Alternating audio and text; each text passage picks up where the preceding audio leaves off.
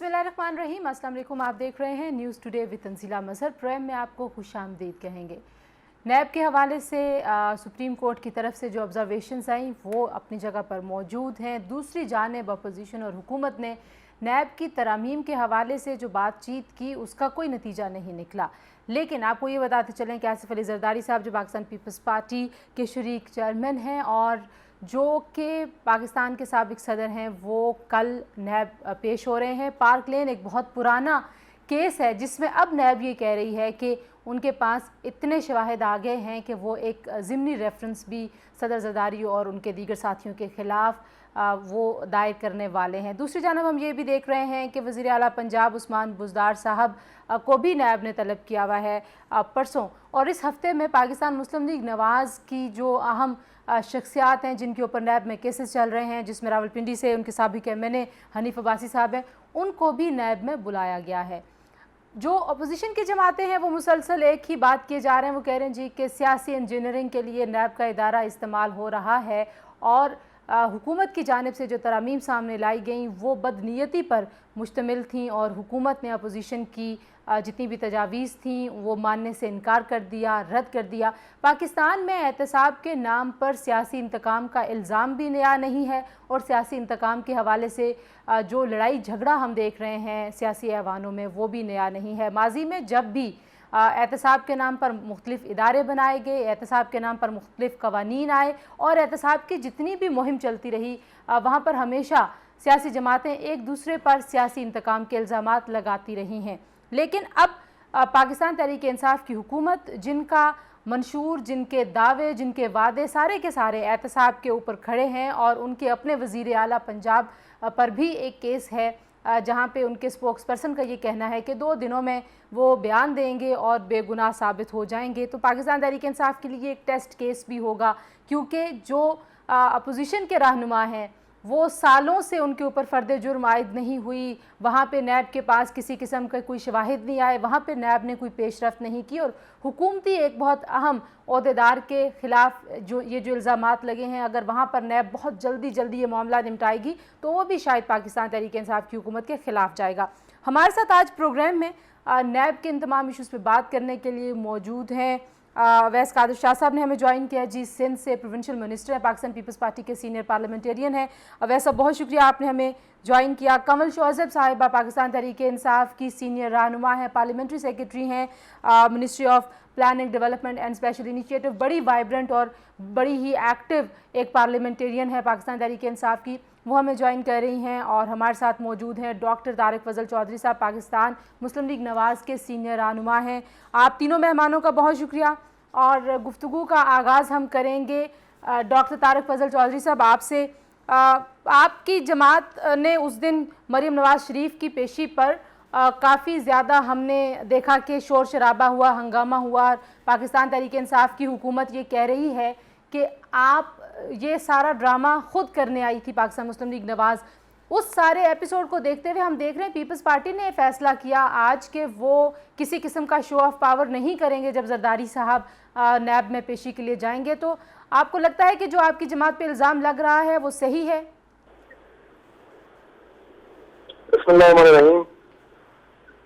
देखिए, सबसे पहली बात ये है कि ये जो लफ्ज़ इस्तेमाल किया गया है तो शो ऑफ पावर, किसी तरह का कोई शो ऑफ पावर नहीं होता। लेकिन जो लीडरशिप होती है, जब कभी भी किसी जगह के ऊपर जाती है, पब्लिक प्लेस हो, किसी जगह उनकी पेशी हो, किसी जगह के ऊपर उनको अदालत में पेश किया जा रहा है, अगर वो जेल में बंद की सख्ते काट रहे हैं, कारकुनान जेल के बाहर कैंप लगा के बैठे होते हैं, हालांकि वो उनके लिए कार कुछ नहीं रहे होते, लेकिन अपना एक इज़हार मोहब्बत होता है। इसी तरह का इस तरह की पेशियों वगैरह के ऊपर जो कारकुन जमा होते हैं वो बुलाए नहीं जाते कि आप आए और सारे वहाँ बड़ी तादाद में जमा हो, या उससे कोई केस का फर्क पड़ रहा होता है या उससे नैब को पता करना मकसूद होता है, ऐसी कोई भी बात नहीं होती। लिहाजा ये जो मरियम नवाज साहबा को तलब किया गया, ये बिल्कुल नाम नहाद झूठा मुकदमा, और इससे पहले भी वो नैब के मुकदमात सामना कर चुकी, 2 दफ़ा जेल जा चुकी।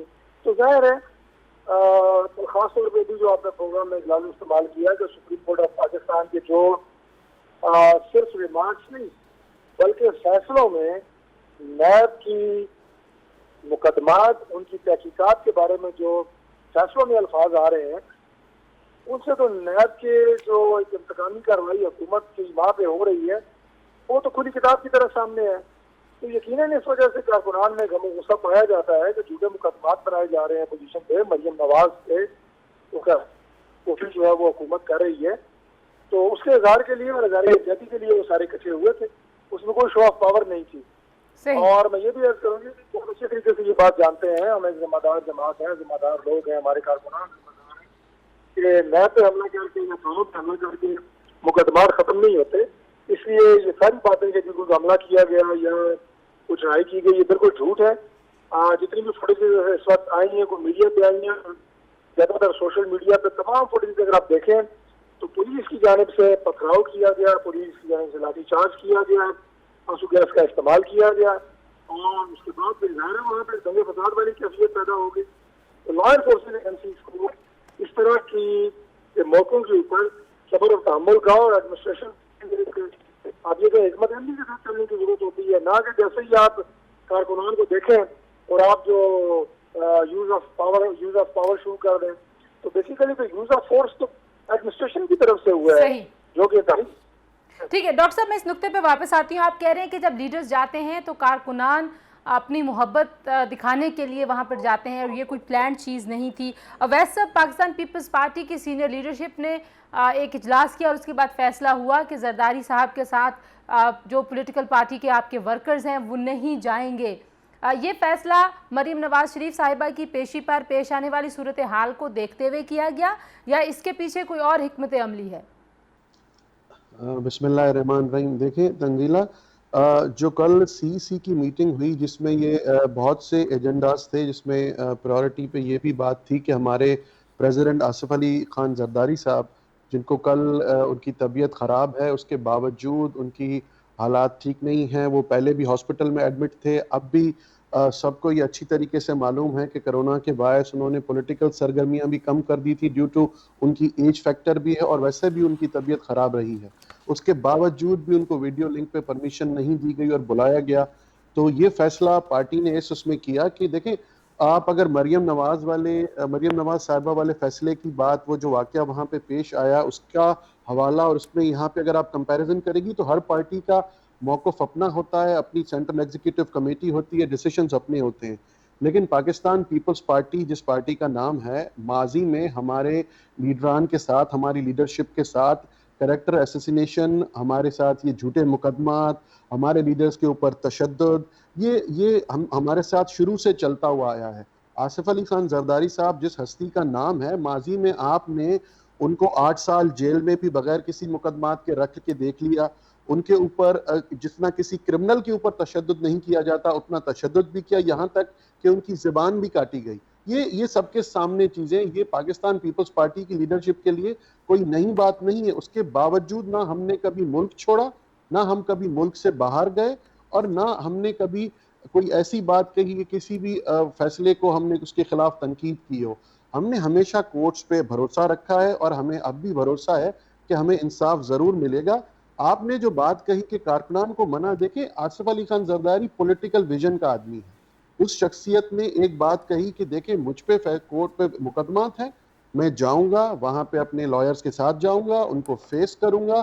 कारकुनान को सिर्फ इसलिए मना कर दिया, जिस तरह तारिक साहब ने कहा, बहुत अच्छी बात कही कि हमें भी ये गम और गुस्सा है कि एक बुजुर्ग आदमी को, जो मुल्क के प्रेसिडेंट रह चुके हैं माजी में, जिनको आपने बार बार जेल में रखा है झूठे मुकदमात बना के, अब भी मुकदमात साफ जाहिर पड़े हुए कि बिल्कुल प्योर झूठे मुकदमात हैं, जिनका कोई सर पैर है ही नहीं। इस वक्त तक सिर्फ दावे किए जा रहे हैं इदारों की तरफ कि हमारे पास सबूत आ गए हैं, कल पेश कर देंगे, पिछली हियरिंग पे करेंगे, अगली हियरिंग पे ये होगा। देखें, इस किस्म के बहाने पूरा पाकिस्तान, मेरी ये कौम समझती है।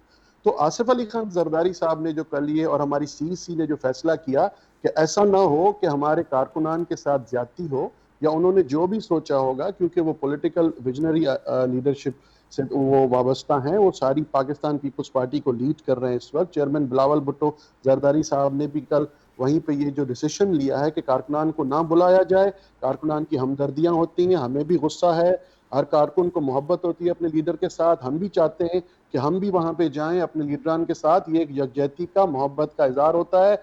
और ऐसा ना हो कि फिर ये जो इस वक्त सिलेक्टेड बैठे हुए हैं, ये सिलेक्टेड उस पर किसी और ड्रामा कोई क्रिएट कर ले और फिर वो जो झूठे मनगढ़ंत मुकदमात और इल्जामात होते हैं वो फिर अपोजिशन पे लगाए जाते हैं। जो इन्होंने एक बहुत अच्छी रवायत कायम कर ली है कि जो चीज़ इनसे ना बनती है वो अपोजिशन पे डाल दें, अपोजिशन को किसी तरीके से सप्रेस रखें, कोई ना कोई बहाना बनाते रहें, कोई ना कोई ऐसा इशू क्रिएट करते रहें कि अपोजिशन जो है वो अपने ट्रैक से हट जाए। आपस में उनका अगर आपको झगड़ा करवाना है, देखिए ये बहुत से इश्यूज हैं जो इन सिलेक्टेड ने आके रवायतें डाली हैं। अच्छा, मैं वापस आपके पास आती हूँ। वैसे सब ये आप कह रहे हैं कि ये एक सियासी फैसला है और हम नहीं चाहते कि पाकिस्तान पीपल्स पार्टी के वर्कर्स के ऊपर किसी किस्म का कोई एक्शन हो और कोई ऐसे मसले खड़े हों जिस पे वो खदशात का इजहार करें। एक ब्रेक ले रहे हैं जी। न्यूज़ टुडे विद तंजीला मजहर आप देख रहे हैं। हम बात कर रहे हैं क्या नैब का इदारा सियासी इंजीनियरिंग के लिए इस्तेमाल हो रहा है।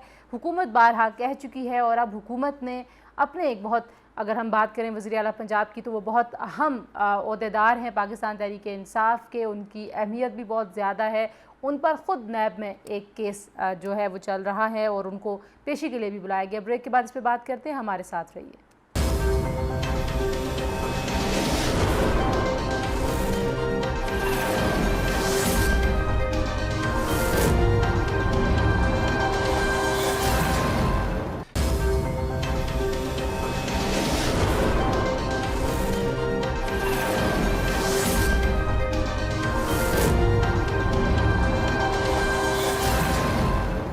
प्रोग्राम में एक बार फिर आपको खुशामदीद कहेंगे।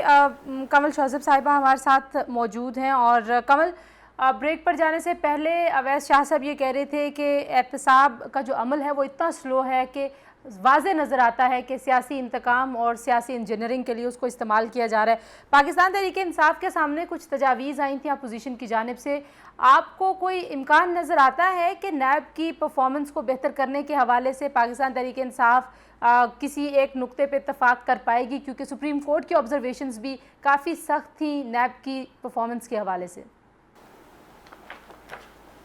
जी, थैंक यू वेरी मच। बिस्मिल्लाहिर्रहमानिर्रहीम। तंजीला, ये जो नैब के लिए इन्होंने propose amendments by PPP and PMLN in the National Accountability Ordinance 1999, ये मेरे पास है। ये एनआरओ प्लस है। 34 टांके थे मुख्तलिफ जो इन्होंने दिए। इसकी मैं सिर्फ पहली अमेंडमेंट पढ़ के सुना देती हूँ और अगर कहेंगी तो 2-3 और भी बता दूंगी, आपको अंदाज़ा हो जाएगा। आप बहुत सीनियर जर्नलिस्ट हैं, एक अरसे से जर्नलिज्म में मौजूद हैं और बहुत सारी पार्टीज़ को और बहुत सारे अदवार को आप कवर करती रही हैं। पहला जनाब शेख कहती है कि it shall come into force at once and shall be deemed to have come into force from the 16th day of November 1999। 16 नवंबर 1999 से पहले के तमाम कट्टे चट्टे जो उनको माइनस कर दें। अच्छा, एक और शेख कहती है कि 1 अरब से नीचे की करप्शन नैब ना देखे। देखें, अगर इस तरह की प्रपोज अमेंडमेंट, जिसको हम एनआरओ प्लस कहते हैं, कि एक इदारे को ख़त्म करने की कोशिश की जा रही इसलिए क्योंकि वो एहतसाब कर रहा है और राइटली वो एहतसाब कर रहा है जो 30-40 सालों में इस मुल्क के साथ किया गया, मुख्तलिफ करप्शंस हैं जो आई। और ये मैं अब या पीटीआई नहीं कह रही है, आप हमारे जो दोनों कलीग्स हैं नून लीग और पीपल्स पार्टी, इनकी आप बाकी नीचे वाली क़यादत को छोड़ के टॉप लीडरशिप की ज़रा पुराने क्लिप्स उठा लीजिए। आप देखें कि बिलावल साहब और जरदारी साहब मुस्लिम लीग नून के नवाज शरीफ और शहबाज शरीफ के बारे में क्या कहते थे और सिमिलरली शहबाज शरीफ और नवाज शरीफ इनके लिए क्या कहते रहे हैं। और चौधरी निसार की वो जो प्रेस कॉन्फ्रेंस थी 2015 की, उसके चंद क्लिप्स सुनवा जो खुर्शीद शाह साहब के बारे में उन्होंने फरमाया। और ये करप्शन करप्शन करप्शन, अचानक सारे करप्ट्स ने एक बड़ा हिस्टोरिक यू टर्न लिया और सारे इकट्ठे हो गए।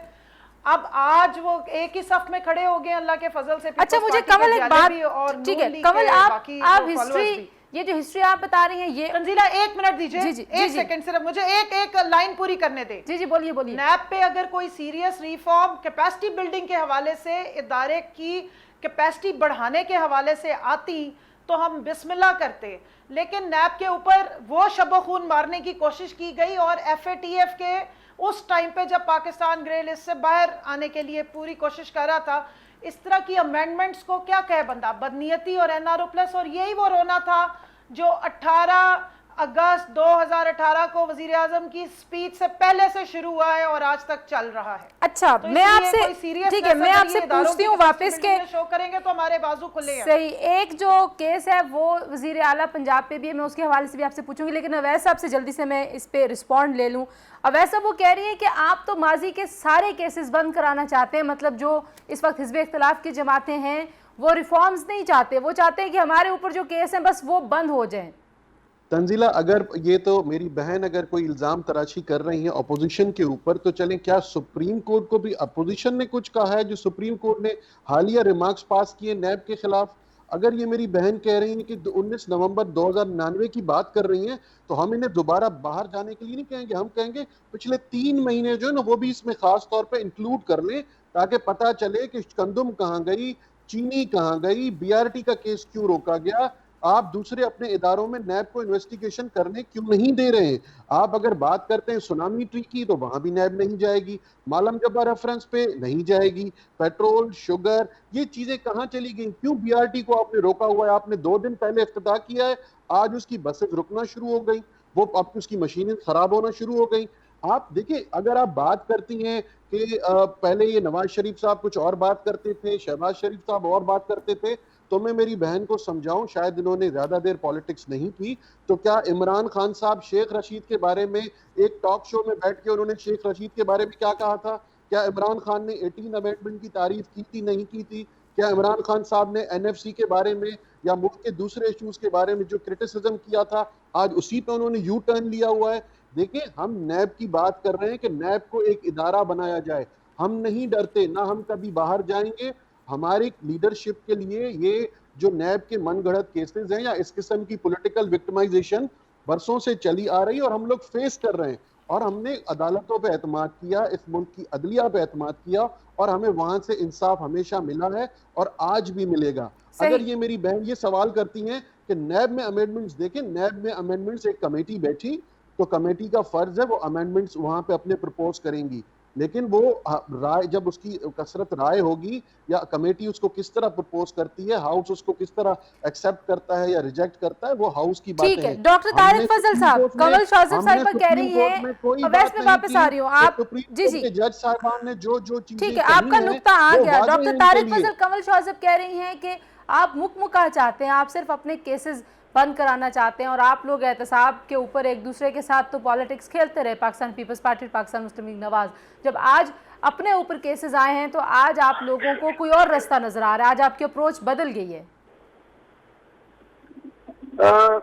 देखें, मुझे पाकिस्तान तहरीक-ए-इंसाफ के तमाम स्पोक्स पर्सन जो मीडिया के ऊपर आते हैं, मुझे उनकी बदहवासी पे बहुत हंसी आती है। कभी ये कहते हैं जनाब के जो मुकदमात पीपल्स पार्टी पे बनाए गए हैं वो नून की तरफ से बनाए गए हैं, कभी ये कहते हैं कि जो मुकदमात नून लीग पे बनाए गए हैं वो पीपल्स पार्टी ने बनाए हैं, कभी ये कहते हैं दोनों का आपस में मुकमका है। जब मुकमका है तो फिर मुकदमात हम एक दूसरे के ऊपर क्यों बनाते रहे हैं? अगर उस दौर के बने थे, जो आज जिनकी जाहिर है किसी न किसी शक्ल में वो मौजूद है, तो बात ये थी कि इनकी ये जो बात है एहतसाब के हवाले से, मैं समझता हूँ कि एहतसाब के नाम के ऊपर इन लोगों ने सिर्फ अपनी नाकामियों को छुपाने के लिए एक नारा लगाया हुआ है, और जब भी इनकी कोई बड़ी बदहवासी सामने आती है तो ये जनाब मुकमका कर लेंगे, ये जनाब एनआरओ मांग रहे हैं, तो पहले इनसे ये कोई पूछे कि एनआरओ है क्या, एनआरओ आप देने की सलाहियत भी रखते हैं? आप लोग तो खुद एनआरओ करके इक़्तिदार में आए हुए हैं। वो कह रही है ना कि जो आपने तरमीम पेश की हैं, जो तजावीज़ आपने अपोजिशन ने पेश की हैं, वो कह रही हैं सबसे पहले तो आप ये कह रहे हैं कि 1999 से जो केसेस हैं वो बंद कर दें, तो वो इसको कह रही हैं ये तो एनआरओ प्लस आप मांग रहे हैं। देखिए, बात यह है जी कि इस वक्त अगर कौन साहबों को ये बात मालूम हो, मिसाल के तौर पे एफपीआर के जो अगर कवानीन आप इस वक्त देखें, और एफपीआर अगर किसी भी शहरी को या किसी भी सनतकार को नोटिस भेजे कि आप अपने सबका रिकॉर्ड लेके आए हैं, हम इसको दोबारा देखना चाहते हैं, तो वो 5 साल से पीछे के रिकॉर्ड नहीं देख सकते। एक कट ऑफ डेट है। अब आपका क्या ख्याल है कि जो लोग इंडस्ट्री चला रहे हैं वो पिछले 25 साल के अपने रजिस्टर और अपने कागजात संभाल के रखेंगे? 5 साल से पीछे एफपीआर नहीं पूछ सकती। ये कानून मुस्लिम लीग नून ने बनाया हुआ है, मुल्क का एक कानून है। तमाम सनतकार, तमाम ताजिर, तमाम दुकानदार 5 साल तक का रिकॉर्ड रखते हैं, उससे पीछे वो तल्फ करते रहते हैं। तो बात यह है कि कट ऑफ डेट होती है। जब आप बात करते हैं एहतसाब की, आप बात करते हैं जनाब के ये अमल कहाँ से शुरू हो, तो आप कहेंगे हजरत कायद आज़म, वो कहेंगे कि उससे भी पीछे चले जाएं, लॉर्ड माउंटबेटन से शुरू कर दें। इस बात का मतलब ये होता है कि कभी भी ना हो, ना होने वाली बात होती है। ठीक है, कमल शाहज़ब कहा साहिबा, जाता है कि आप कट ऑफ डेट रखें। ठीक है डॉक्टर साहब, जरा मैं कमल से ये भी पूछ लूं कि उन्होंने देखिए अपने वजीर आला जो कि बहुत फेवरेट हैं और जिनको इमरान खान साहब जो है वसीम अकरम प्लस कहते हैं, उनके ऊपर भी एक केस है। तो कमल, अब हम क्या देखेंगे, पाकिस्तान तहरीक इंसाफ किस तरीके से रिस्पॉन्ड करती है? और स्पोक्स पर्सन जो पंजाब के हैं वो कह रहे हैं ये 2 दिनों में बेगुनाह साबित हो जाएंगे। तो इतनी जल्दी अगर कार्रवाई होगी तो उस पर भी अपोजिशन का बड़ा गिला है कि हमारे केस तो आप लटकाते रहते हैं, आप कहते हैं अगली तारीख पे एविडेंस लाएंगे, अगली तारीख पे फर्द जुर्म आयद करेंगे, और 2-2 सालों से आप चक्कर लगवा रहे हैं। लेकिन अपने वज़ीर आला का आप कह रहे हैं 2 दिनों में वो बेगुनाह साबित हो जाएंगे, स्टेटमेंट देंगे और सब दूध का दूध पानी का पानी हो जाएगा। तंजीला, पहले तो मैं आपको बताऊं कि आप जॉइंट ऑपोजिशन है, अब तो ये एक ही हो गई है, इनका मर्जर हो चुका हुआ है, तो एक भी स्पोक्स पर्सन ऑपोजिशन से काफ़ी होता है, अलग अलग इनकी पार्टीज का नैरेटिव अब रहा नहीं है। दूसरा ये कि मैं इनको पहले रिस्पॉन्ड कर दूं, फिर आपके सवाल का भी जवाब देती हूँ। जी जी। बदहवासी इनको हमारी लगती होगी, मुझे तो इन पे तरस आता है। 10-10 साल 20-20 साल इन्होंने अपने लोगों को, अपने वोटरों को झूठ बोल के बेवकूफ़ बनाने की कोशिश की, एक दूसरे के खिलाफ लड़वाया। जियालों को लड़ाया जाता था नून लीगियों के खिलाफ, नून लीगी जो है वो हर वक्त जियालों के खिलाफ बोला करते थे, और उस टाइम पे ये सच्चे थे या आज सच बोल रहे हैं, मेरी तो ये समझ से बाहर है। मुझे तरस आता है इन पे कि इतने साल एक दूसरे से लड़ते रहे, आज इतना बड़ा यू टर्न लेके इकट्ठे हो गए, तो बेचारों का अनहोनी अलायंस ही होना है, इसलिए हर दूसरे दिन एपीसी का एजेंडा और चार्टर इनका फेल हो जाता है। ये जो प्रपोज्ड अमेंडमेंट्स है ना, इस पे आसिफ साहब ने, ख्वाजा आसिफ साहब ने बड़ी तकलीफ का इजहार किया नेशनल असेंबली में कि हमारी पर्दादारी रखनी चाहिए थी। ये वो एनआरओ प्लस का मसवदा है जो इन दोनों ने मिलकर तैयार किया है। ये आवाम को बताना बहुत जरूरी है कि नेशनल इंटरेस्ट पे इन्होंने अपने पर्सनल इंटरेस्ट की बात की है। जहां तक नैब की इंजीनियरिंग और सुप्रीम कोर्ट की बात आप कर रही थी, बिल्कुल सही सुप्रीम कोर्ट ने पॉइंट आउट किया है, क्योंकि सैफुर रहमान उर्फ कसाबुर रहमान साहब की जो हरकतें थी 11 साल नैब को जिस तरह पॉलिटिकल इंजीनियरिंग के लिए उन्होंने यूज किया, सपोर्टेड बाय जस्टिस कयूम की जो वीडियो लीक्स हैं वो सामने रखें, जिसमें छोटे मियां साहब जो हैं वो बड़े मियां साहब से लीवी डिक्टेशन आगे पास ऑन कर रहे हैं। एहतसाब के नाम पे अगर पूरी कौम का इस्तेसाल करने वाली कोई जमात है तो उसका नाम मुस्लिम लीग नून है, और सुप्रीम कोर्ट पे अटैक करने वाली कोई जमात है तो उसका नाम मुस्लिम लीग नून है। तो इसलिए ये सारी बातें सुप्रीम कोर्ट ने सही उठाई हैं। अब अवैध साहब को सुप्रीम कोर्ट की हर बात अच्छी लग रही है, लगे आता तो उनके सारे रिमार्क्स और जो जो डिसीजंस आए हैं ना उन सब पे उसी तरीके से एक अमल रखिए, हर एक के उसी तरह रिस्पेक्ट किया करें, चेरी पिकिंग मत किया करें। 120 अदालतें जो उन्होंने कही है कि बनानी चाहिए अकाउंटेबिलिटी, और नैब के जो शॉर्टकमिंग्स हैं उसको उन्होंने हाईलाइट सही किया है, लेकिन मैं नैब को इस तरह डिफेंड नहीं कर रही हूं कि उसकी कोई शॉर्टकमिंग्स या कैपेसिटी के जो इश्यूज है उसको हमें एड्रेस नहीं करना चाहिए। मैं तो ये कह रही हूं कि आप इनके पिछले 15 दिन पहले के बयानात उठा लें। बिलावल साहब ने कहा नैब को बंद कर दो, ख्वाजा आसिफ ने कहा नैब को बंद कर दो, एहसन इकबाल ने कहा नैब को बंद कर दो, शाहिद खान कहते हैं नैब को बंद कर दो, और शहबाज शरीफ साहब तो बड़े अरसे से कह रहे हैं कि अब नैब को बंद कर दो, क्योंकि उनका काम जब अपने अदवार में उन्होंने नैब से लेना था ले लिया है, और जब अब उसकी कैपेसिटी बिल्डिंग का टाइम आया है या उसको अब आजाद किया गया है तो अब उनको प्रॉब्लम हो रही है। लेकिन आप सारा इनका इशू अब आ जाए, आपने चीफ मिनिस्टर साहब से पूछा। अच्छा, एक चीज मैं आपसे और भी पूछना चाह रही हूं कवल, मुझे पता है कि आप मैं 2 मिनट दीजिए, मुझे 1 मिनट कंप्लीट करने दीजिए। जी जी जी। हमारे 2 सिटिंग मिनिस्टर्स को नैब ने बुलाया, 4 महीने उन्होंने उनको अंदर बंद रखा, जिसका नाम अलीम खान साहब है और सप्तान साहब है। दोनों स्टेप डाउन किए और गए। हमारी पीटीआई में से किसी ने वावीले नहीं किए, ना हम स्पोक्स पर्सन ने आके उनके लिए यहाँ शामे गरीबा पड़ी है। ये इनका रोना धोना है, इसलिए कि हमें पता है कि अगर किसी के हाथ साफ होंगे तो वो अपने आप को हर चीज पेश करेगा और वापस आएगा। और तारिक साहब को बता दूं कि सुप्रीम कोर्ट ने जब इमरान खान को बुलाया था तो उन्होंने 40 साल पुरानी रसीदें भी पेश की थी, और उस केस पे जो आपके लोगों ने 6 केसेस उन पे झूठे बनाए थे, लेकिन इमरान खान ने आगे से कोई अपॉलॉजीज और इस तरह से लोगों को नहीं भेजा था कि जाओ जाके मेरे हिस्से के रोने रो के आओ कि मेरे पास पर्चियां और रसीदें नहीं है। पब्लिक ऑफिस होल्डर में और एक आम आदमी में फर्क होता है। अनफॉर्चुनेटली जब बिजनेसमैन सारे पब्लिक ऑफिस होल्डर है तो उन्हें अपने बचपन से लेके आज तक की सारी पर्चियां संभाल के रखनी जरूरी है, क्योंकि आपने हर साल में 2 दफा इलेक्शन कमीशन ऑफ पाकिस्तान में अपनी सारी स्टेटमेंट्स जमा करानी होती हैं। एक डेट है 31 जुलाई और दूसरी है 31 दिसंबर। ये कैसे कह रहे हैं कि हमारी याददाश्तें इतनी खराब है और हमारे पास जी 5 साल के पीछे के कमल, आपको पॉइंट आ गया। आप पब्लिक ऑफिस होल्डर है, आपके ऊपर ज्यादा जिम्मेदारी है। ठीक हो गया जी। अवैस साहब, आपसे मैं रिस्पांस ले रही हूँ, सिर्फ एक क्विक ब्रेक के बाद वापस आते हैं जी, गुफ्तगू जारी रहेगी। स्टे विद अस।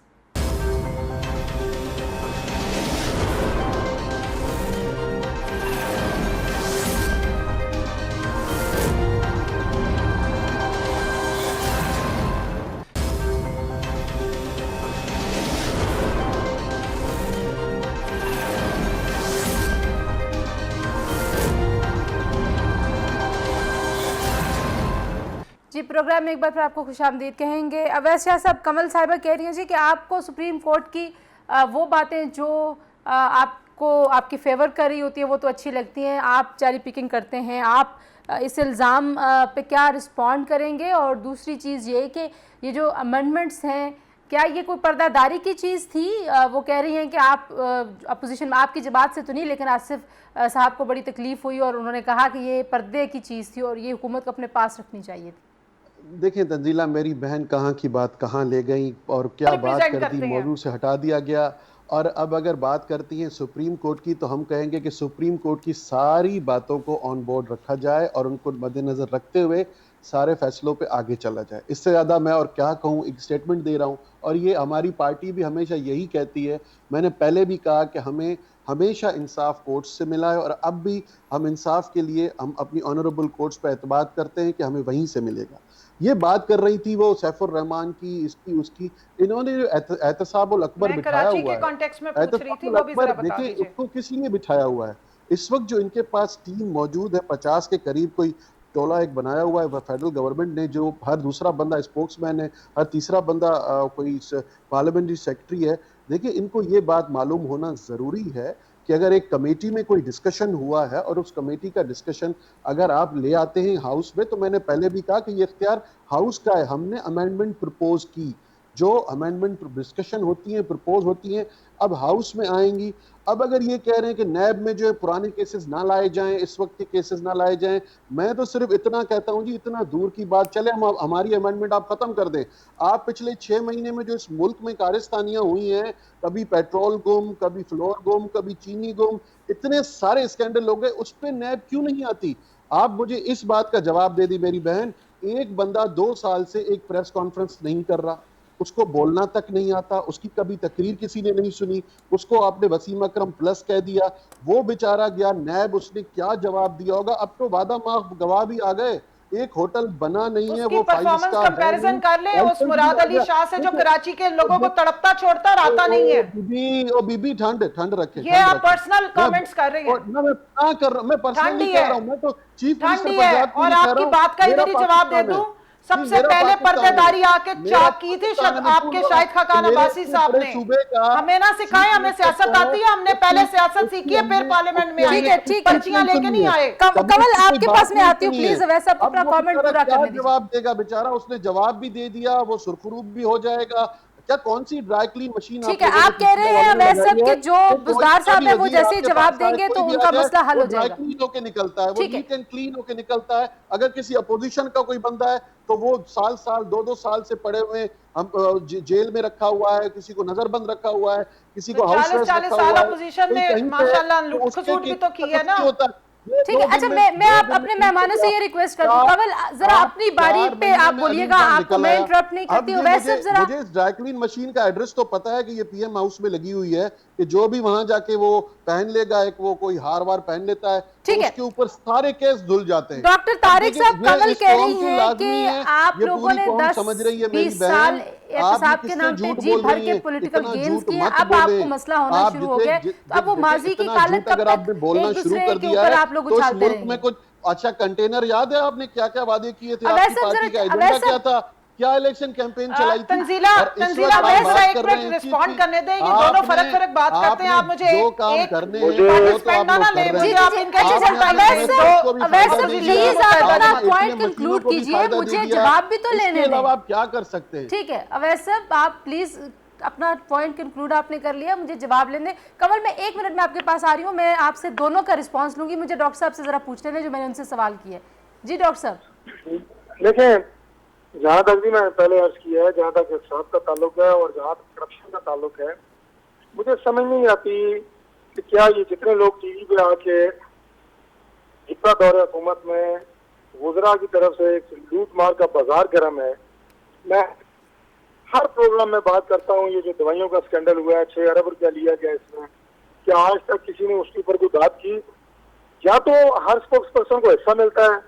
अब कंवल साहब, मुझे नहीं समझ आएगी, या तो इनको कोई हिस्सा मिला है उसमें, और अगर नहीं मिला तो किसी चोर को आप क्यों डिफेंड कर रही है जिसने 6 अरब लेके पाकिस्तान में गरीब लोगों के साथ इतना। हम आपकी तरह यहाँ चोर खाने वाले नहीं बैठे, काइंडली पर्सनल कमेंट्स मत करिए, ये इल्जाम तरह नहीं, से मैं मत आपको करें। कह रहा हूँ talk कि shows में आप पर्सनल की बात नहीं है, आप उनकी चोरों को क्यों डिफेंड कर रही हैं कि जिन्होंने 6 अरब रुपया खा के दवाइयाँ महंगी की, आप लोग उनको दिफा किए जा रहे हैं। किस लिए भाई? एक गरीब आदमी जो बेचारा दवाई लेता था, आप उस चोर को डिफेंड करने आके बैठे हुए जिसे सुप्रीम कोर्ट ने चोर दवाई डिक्लेयर किया है है। यार, उसको क्या हो चुप गया कराया तारिक अगर साहब? बात मेरे से सुननी है तो। अरे- ये तरीका नहीं है ना, सुन ले पहले बात आप। ठीक है, अच्छा मैं जरा आप मैं दोनों दोबारा ये अवैध बात और कर तारिक रहा साहब, हूँ। आप ओवरऑल दोनों बात करें ना, आप पर्सनल क्यों कर रही ठीक है। हैं? अच्छा तारिक साहब और अवैध साहब, अगर आप दोनों मुझे इजाजत दें तो कमल जो पॉइंट है वो बेसिकली ये है, अवैध भी यही कह रहे हैं कि जो इल्ज़ामात और जिस तरीके के स्कैंडल्स और जो परफॉर्मेंस के ऊपर, गवर्नेंस के ऊपर इश्यूज पाकिस्तान तहरीक इंसाफ के हो रहे हैं, तो क्या उनके ऊपर भी पाकिस्तान तहरीक इंसाफ में इसी तरीके की रिजेंटमेंट है, वहाँ पे भी नैब एक्टिव होगी? देखिए, पहली बात तो ये है, इनकी तकलीफ जो है ना वो मुझे समझ आ रही है। बुज़दार साहब पे पर्सनल अटैक करते हैं। मैं जरा मुराद अली शाह साहब का पूछ लूं कि कराची को क्या सजा दे रहे हैं, क्योंकि 14 MNA वहां से इलेक्ट हो गए पीटीआई के, और सुप्रीम कोर्ट ने जब उस पर रिमार्क्स दिए तो पूरा जियालत इस वक्त जो है वो सुप्रीम कोर्ट के खिलाफ बातचीत कर रहे हैं। ये इनका प्रॉब्लम है। पूरा कराची डूबा हुआ है, सिंध के बुरे हालात है, ये गवर्नेंस किस मुंह से बात करते हैं? अच्छा, 12 सालों में इन्होंने पूरे सिंध का बेड़ा गर्क कर दिया। कराची पे तो- कराची वाला चेयरमैन एमए 200 का जॉब आज है, आपकी जमातें एक पेज आप पे जरा वहाँ के बैठी हैं। स्टैटिस्टिक्स उठा लें। कराची पे तो आज आप दोनों की जमातें एक पेज पे बैठ के बात जी, मुझे पता है, मुझे पता है किस पेज पे बैठी है। आपने बोलना है। मेरी बात सुनिए, तारिक साहब बिल्कुल इनने ठीक 200 कह के रहे हैं कि इंडिकेटर्स ऐसे उठा ले चोरों को जिसको ये डिफेंड सारी करें आप पार्टी लोग। मिलकर डिफेंड इतने करने बड़े की बड़े कोशिश कर स्कैंडल रही हो है। गए, वो उन पे जहाँ पे कोई इनके पर्ची आपने के चेयरमैन जीते हैं ना, इन्वेस्टिगेशन नहीं वहाँ करनी, लाड़काने उन पे में कोई इदारा नहीं आ 92,000 इस सकता, वक्त उन सिंध पे में आप केसेस लोगों है, ने कुत्ता काटे के 13,000 सिर्फ और सिर्फ लाड़काना की है। एक आप दोनों की आप कोई बात हमारे देखने वालों को समझ नहीं आएगी। अवैध के बाद सबकी नंबर अवैध साहब, मैं आपसे गुजारिश कर रही हूँ, आप दोनों की आवाज जो है वो मुसलसल ओवरलैप करेगी, तो किसी को बात की समझ नहीं आएगी। अवैध साहब अपोजिशन को उसमें जा रहे हैं, अपोजिशन को उन्होंने हरास करना है, लेकिन अपोजिशन इस मुल्क की एक पेज पे है और वो आपके खिलाफ तहरीक जरूर चलेगी, एपीटी जरूर होगी, और आपके जो चिट्ठे खुलने हैं वो हम सबके सामने बात करते रहेंगे और बताते रहेंगे कि आप लोगों ने इस मुल्क के साथ 2 साल में क्या किया है और आप जो करने जा रहे हैं। अच्छा कमल, आप अगर आप तकरीरें सुने जरा नवाज शरीफ की। अच्छा कमल, अगर आप मेरे सवाल का जवाब दे दें। साल अपनी आवाम को, अपने वोटर को बेवकूफ बनाया है। अच्छा कमल, मुझे जरा जवाब दे दें, बुज़दार साहब के ऊपर जो केस, बेचारों को इकट्ठे बैठना पड़ गया। अरे बुज़दार साहब पे ये बेचारी क्या जवाब देंगी, वो क्यों सब मांग रही है तंजीला? आप जवाब उनसे खुद ही मांग लें, वो खुद ही बता दें, वो खुद ही बता दें, सब लोग एक्सेप्ट कर लेंगे। वादा माफ गवाह सामने आ गए, वादा माफ गवाह आने के बाद भी कोई फैसला नहीं हो रहा, ये फिर उसी ड्राई क्लीन मशीन में जाएंगे। अच्छा मुझे आखिरी क्लीन कर देती है जो वजीर आजम हाउस में पड़ी है। ओके वैसे मुझे एक आखिरी कमेंट, पहले मैं कमल आपसे पूछ लूं, फिर अवैध साहब से पूछूंगी। आप दोनों से किसी को क्लीन नहीं करेगी। ओके अच्छा, अभी तक तो उन्होंने आपको ही चैंपियन बनाया, हमें तो उल्टा नुकसान पहुंचा है। अच्छा कमल, क्या मुस्तकबिल है इसका? मैं आखिरी कमेंट आपसे चाह रही हूँ। नैब के ऊपर बहुत ज़्यादा तनकीद है, इंटरनेशनल इदारे भी लिख रहे हैं कि वहाँ पे पॉलिटिकल बायस नज़र आता है। परफॉर्मेंस के ऊपर अदालतों में, सिर्फ सुप्रीम कोर्ट में नहीं, कई अदालतों ने, इस्लामाबाद हाई कोर्ट में पूछा गया नैब से कि आपकी कैपेसिटी क्या है, आप फर्द जुर्म आयद कर नहीं सकते, आप शवाहिद ढूंढ नहीं सकते, लोगों को आप जेल में डाल देते हैं। आपसे मुराद नैब, तो नैब को बेहतर करने के हवाले से क्या स्ट्रेटजी आप लोग अपनाएंगे? देखिए जी, नैब की ना डोरे हमारे हाथ में है, ना हमारे पास कोई इस किस्म की उसके कानूनी हमारे पास हकूक है। नैब के चेयरमैन को हटाने का हक जुडिशल कमीशन के पास है, तो उसकी सिर्फ कैपेसिटी बिल्डिंग की जा सकती है, और वो उस सूरत में है कि ये अपनी बदनीयतियां छोड़ दें, अपनी जात से जरा बाहर आ जाएं, और जो इनकी सो कॉल्ड लीडरशिप लाइन में लगी हुई है 40-40 साल के, इतने बड़े बड़े स्कैंडल्स और पैसे भर के जो उन्होंने रखे हुए हैं, फेक अकाउंट्स और कुल्फी और फलूदे वाले, उनकी जातों से बाहर निकल के अगर नेशनल इदारे को रिफॉर्म करना है तो सीरियस रिफॉर्म्स लेकर लेकिन नैब का कानून कहता है ना 4 साल की मुद्दत होनी चाहिए, तो आप क्यों तोसी करना चाहते हैं? नैब के चेयरमैन की मुद्दत में तोसी क्यों करना चाहती है पीटीआई?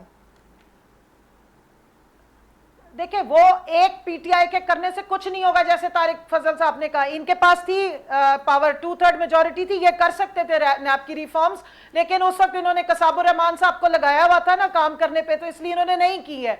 लेकिन अगर ये कंसेंसस बिल्डअप करेंगे, असेंबली में बैठेंगे और न्यूट्रल होकर सही प्रपोज बायपार्टिजन की तरह परफॉर्म करेंगे, तो नैब में रिफॉर्म हो सकती हैं, वरना नहीं हो सकती। लेकिन जिस किस्म की प्रपोज्ड अमेंडमेंट्स इन्होंने दी हैं, उस पे तो सवाल ही नहीं पैदा हो सकता कि कोई नेगोशिएशन भी हो। ये 34 पंचर हैं जो नैब को लगाने की कोशिश की जा रही है, और सिर्फ ये अपनी जात को और अपने सारी लीडरशिप को बचाने की कोशिश है। वैसे क्या मुस्तकबिल है, किस तरीके से अपोजिशन जो है वो कोई कंस्ट्रक्टिव काम लेके जा सकती है, और कैसे आप समझते हैं कि नैब का इदारा बेहतर हो सकता है? देखिए, इन हुक्मरानों के रहते हुए तो आप किसी भी अच्छी चीज़ की तवक्कुआत नहीं रख सकते कि इस मुल्क में कोई भी अच्छी चीज़ होगी। जिनके पास पॉलिटिकल अक्यूमन है नहीं, आपकी फॉरेन पॉलिसी देखें, वो आपके गले पड़ी हुई है। आजकल जो एक नया इशू आ गया है, आप देख रहे हैं, आपको ज़्यादा पता होगा, और ये कैमरा की आंख से आप शायद पूरे मुल्क को भी दिखाएंगे कि इनकी फॉरेन पॉलिसी पे क्या हो रहा है। अब ये गवर्नेंस और ये पॉलिटिकल इतनी बड़ी-बड़ी बातें आपकी मुंह से अच्छी नहीं लगती। तो होते नहीं है, इनके अपने आप के रिफॉर्म तो ये कर नहीं सकते, किसी इदारे के रिफॉर्म्स क्या करेंगे? और ऐसी बातें हमारी करें, 12 सालों से सिंध का आपने बेड़ा गर्क कर दिया है, उसकी गवर्नेंस देख ले, उसकी परफॉर्मेंस देख ले, गंदो मुदर चोरी होती है, ठेकों पर जो है वो लॉक दिए हुए हैं, डाकुओं को परवरी कर रहे हैं, खुदा का वास्ता है। सिलेक्टेड आ गए हैं, इसने इतनी बड़ी-बड़ी बातें आप ना करें। किया है जो इस मुल्क की मईशत के साथ 2 सालों में हुआ है, 5 हल्कों से जीत के अपने चेयरमैन को कहना लियारी की सीट ही जीत के दिखा दे, फिर आपको इलेक्टेड और सिलेक्टेड का फर्क पता लग जाएगा। तो बोलें, लेकिन ये पूरे मुल्क के अवाम सुन रहे हैं और देख रहे हैं, और वही फैसला करेंगे। अगर आप इलेक्शन अगले साल में भी करवा लें, जब आपका सिलेक्टेड चेयरमैन आके 5 हल्कों से इलेक्शन लड़ेगा। बहुत शुक्रिया, मार के अपनी घर की बहुत शुक्रिया कमल शौजब साहिबा, डॉक्टर तारिक फजल, अवैस शाह साहब। और ये गुफ्तगू जाहिर है ऐसी है कि इसमें जो पॉलिटिकल बिटरनेस है एहतसाब के इशू के ऊपर, जैसे मैंने इब्तदाई में कहा था, वो बहुत ज़्यादा है। एहतसाब के अमल के ऊपर जिस भी पार्टी की तरफ से जब भी कभी कोई इनिशिएटिव्स लिए गए, कोई भी केसेस बने, दूसरी जमातों ने उनको रद्द किया, उनको सियासी इंतकाम कहा। लेकिन मैं चाह रही थी कि कुछ प्रोडक्टिव डिस्कशन हो और कोई ऐसी तजावीज़ सामने है, लेकिन आपने माहौल देखा, अभी लग रहा है कि अपोजिशन और हुकूमत किसी भी तरह से किसी भी प्रोडक्टिव कंसल्टेटिव प्रोसेस का हिस्सा बनती हुई नज़र नहीं आती। लेकिन अच्छी बात जो एक हुई, अभी कराची की बात हो रही थी, कराची में तमाम सियासी जमातें इकट्ठी बैठी हैं और कराची के मसाइल को हल करने के लिए ये जो सियासी इत्तफाक़ राय है, उम्मीद करते हैं इससे कराची के मसाइल हल होंगे। आज से प्रोग्राम के लिए इतना ही, इंशाल्लाह अगले प्रोग्राम तक दोबारा आपसे मुलाकात होगी। जी इजाज़त दीजिए, अल्लाह हाफ़िज़।